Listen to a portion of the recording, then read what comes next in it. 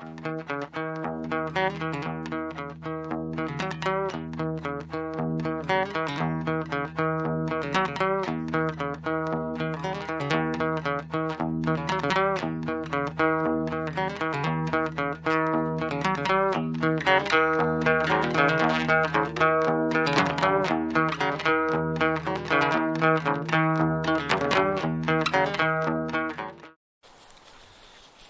everyone, Nate Ward here from Preparation 101, and welcome to part 2 of the kit segments of the Video Survival Guide series. So before I move on to the next topic I want to talk about, I'm going to revisit the cutting tool a little bit. There's one type of knife that I forgot to mention, and that is this older style butcher's knife. This is carbon steel. These knives are only about 20 bucks or less for a knife of this style, because this is the style that was used in the 1800s by the frontiersmen and the mountain men back in the day. They didn't have a market like we have today for knife selection, so what they did was took the best butcher's knife they had in the kitchen, and that's what they made work for them. So another type of knife that you may be interested in that's a different style is this old butcher's knife style. There's lots of them available. This one right here is from Green River Works. This exact design here has been made since the 1830s. They're still making it today. Another one would be the old hickory knives. I'm sure there's others, but those are just the first two that come to mind. So now let's move on. Sorry about the background noise of the cars and whatnot. There's a road not too far from here.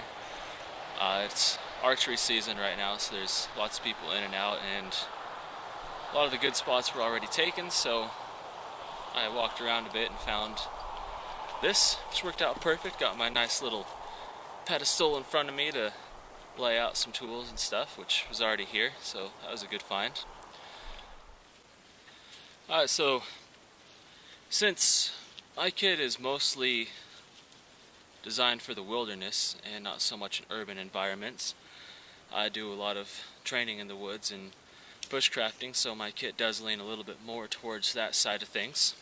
I do feel it's very important to bring a heavy cutting tool, a chopper, and there's basically two different types of choppers. You have an axe style chopper or a machete style chopper, and an axe can be something, you know, a little shortened down camp axe. This is something that I really only add to my kit in the winter time when I need to do a lot of firewood processing and that sort of stuff. In the summertime I'm more of a machete guy. There's lots of different styles. Car. Yeah. So there's lots of different styles of machetes. This is a kukri style. The style that I prefer is actually the parang style machete. Just for my personal technique and all that, this is what works best for me. I've tried out lots of different shapes, and this is the one that works. Along with the axe type, there's tomahawks, and sorry I don't have a good hatchet to show off right now. Forgot that one before coming out here. You know, tomahawk is basically a hatchet with a spike on the back end, and this tool category really comes down to personal preference. There's different times each one stands out above the rest, but for all-around use, that's going to be up to you to really decide what works best for you. So then for another type of cutting tool, I like to carry some sort of a saw for that heavy wood processing, if you do a lot of wood processing and things of that nature. First and most easily carried would be a folding saw. We have the Baco Laplander, which in the bushcraft world, this is the most recommended saw. I love it, especially firewood processing. It's a lot easier to split firewood if you cut a straight edge on it. And then there's also other tools that you might want to make around camp that need that straight edge cut, and it's much easier to cut a straight edge with a saw than it is with an axe or a machete.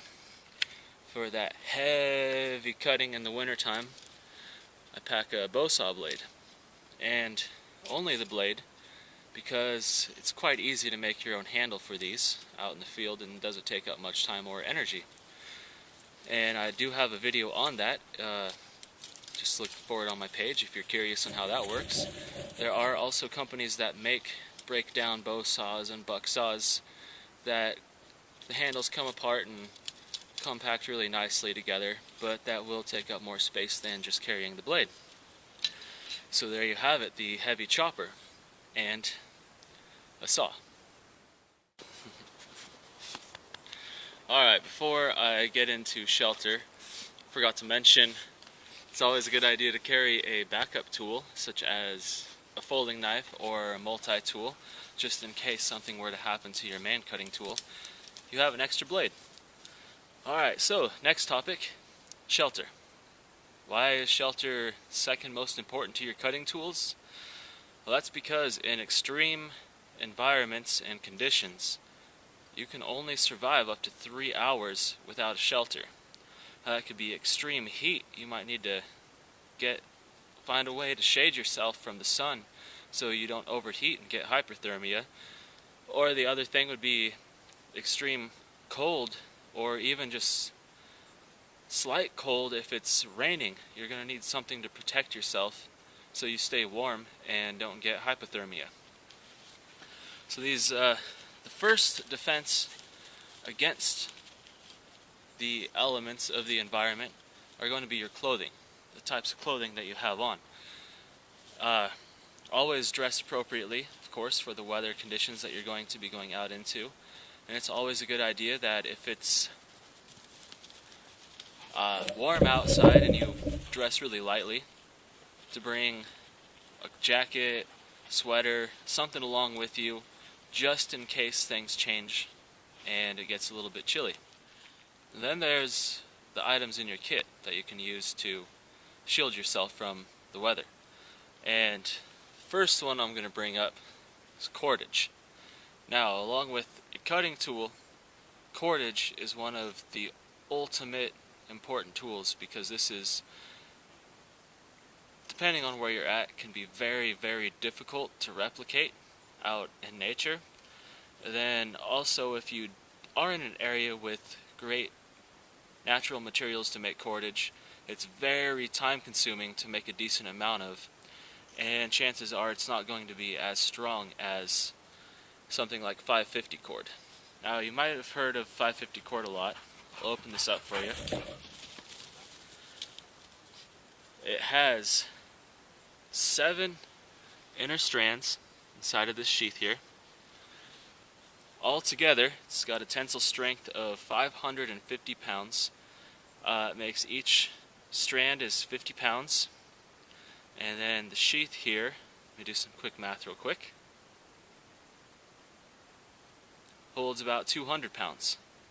That's what the claims are. I wouldn't trust it exactly to those limits, but altogether 550, that's a lot of weight, a lot more than you're going to need to really hold together with something like this. So your cordage, lots of uses for that, not just tying together things for making shelter. It can be used making traps, repairing gear, hanging things over your fire, cooking. No limit to what you can do with the cordage. Next would be some type of cover. Now here is just a 5x7 tarp. This is the cheap kind you get for like $5 at a sporting goods store.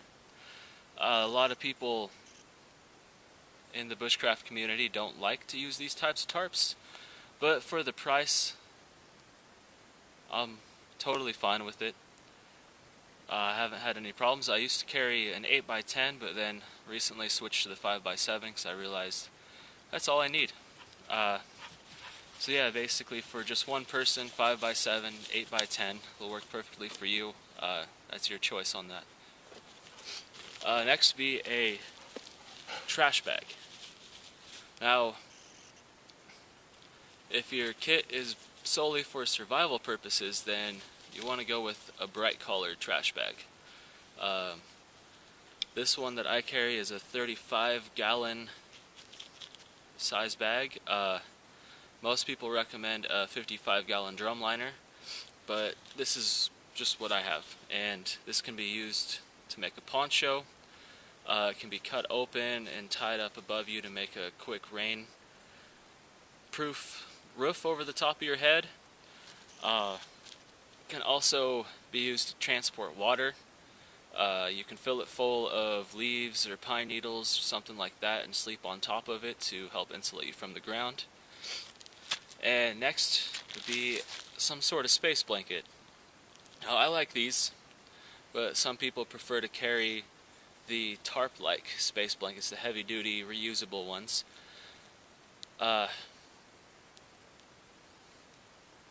No reason not to go that route, because that would be both of these combined into one item, so that's up to you to choose whichever way you want. The main reason I carry these is I've been doing lots of other projects on their uses. I'm going to be making some tooltips videos over this item here pretty soon to show a lot of these different uses of these little small space blankets. So yeah, these are the main components you'll need to carry to make sure you can at least throw up a quick shelter. You have a way to stay dry and a way to help maintain your core temperature within these 4 items here. Next on the list will be fire. Everyone recommends you carry at least 3 ways of starting a fire. The reason fire is so important is it provides heat, comfort, a way to purify water, and also cook food. It can be used in making medicines, tools, and all that sort of stuff. So fire is very important, especially if it's going to be more than one night or even just one night in cold weather kind of thing. So these 3 ways of starting a fire. First off, and most important, is a ferrocerium rod. Now, the biggest you can get, that's the best bet for getting a fire going. The bigger rod is going to create more sparks. When you slide your knife or striker or whatever across this, you're going to scrape off a lot more material on a longer rod, creating more sparks, more of a chance of igniting your tinder source. Then, of course, a lighter. When you get a lighter, just go with the Bic. They're cheap, but they are more reliable than any other type of lighter out there.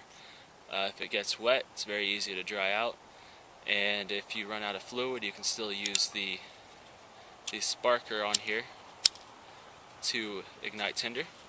Always get a bright color, orange or pink, so if you drop this, it's going to be easy to find. Next, I carry matches buried down inside of my tin here.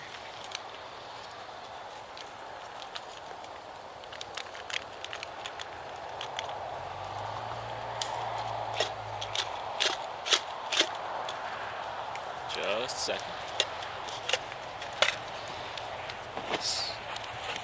Some waterproof matches for another way of starting a fire, just in case. There is also magnifying glass, flint and steel method if you've got carbon steel blades or a little piece of carbon steel for striking against a hard rock or something to get those sparks. Along with carrying combustion devices, you also want to carry tinder, and you may have seen the video where I showed how to make these. These are cotton balls saturated with Vaseline that have been dipped in wax to waterproof them. Very good ignition source. And also, I carry some candles. Important thing about the candle is if it's like really wet environment, You can light this candle with your lighter. You can set the candle down inside of your tinder bundle underneath your fire lay and let the flame from the candle rise and heat up your fire, so you're not using all the fuel out of this, and you just let the candle sit there, and when your fire lights you can take the candle out, blow it out, put it back in your tin here, and use it again another time. The tin is important for making char cloth. Also in a pinch, this tin could be used to boil water. It's another multi-use item. The char cloth is something that's a great tinder for the flint and steel method if you're really relying on primitive techniques. So that'll basically cover fire in your kit. The ferro rod, lighter, matches, or magnifying glass, something of that sort, some tinder, a tin, and candles.